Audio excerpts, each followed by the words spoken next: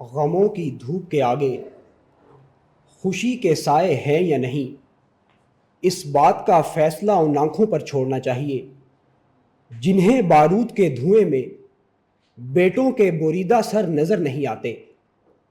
مگر نوید سحر سنانا ہم پر فرض ہے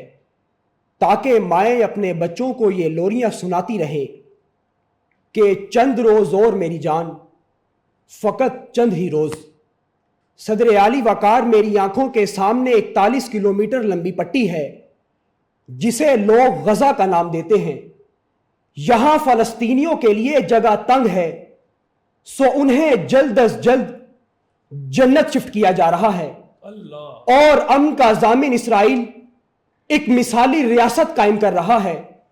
جہاں لوگ ملبے میں رہنے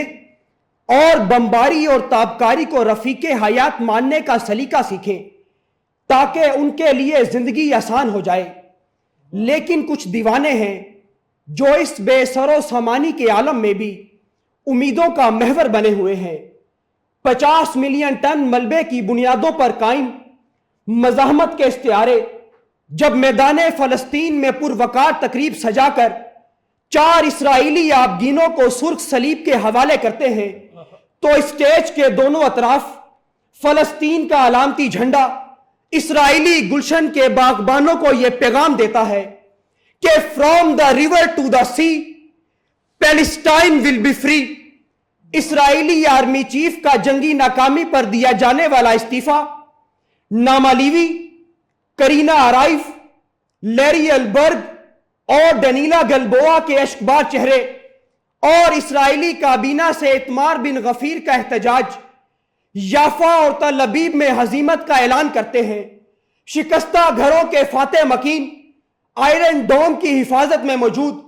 جب اسرائیلی چمنستان سے اٹھتی یہ صدا سنتے ہیں تو نعرہ تکبیر بلند کرتے ہیں کہ نغمہ گر بات سن، اب یہ بوئے شکستہ کی دھن چھوڑ دے،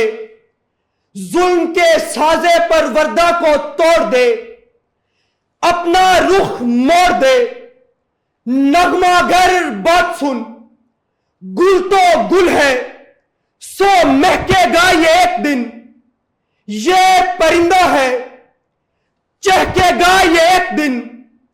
تجھ کو تبدیل کرنی پڑے گی یہ دھن۔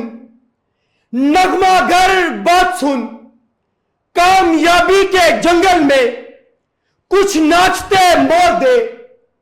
گونجتی تالیوں کا مجھے شور دے،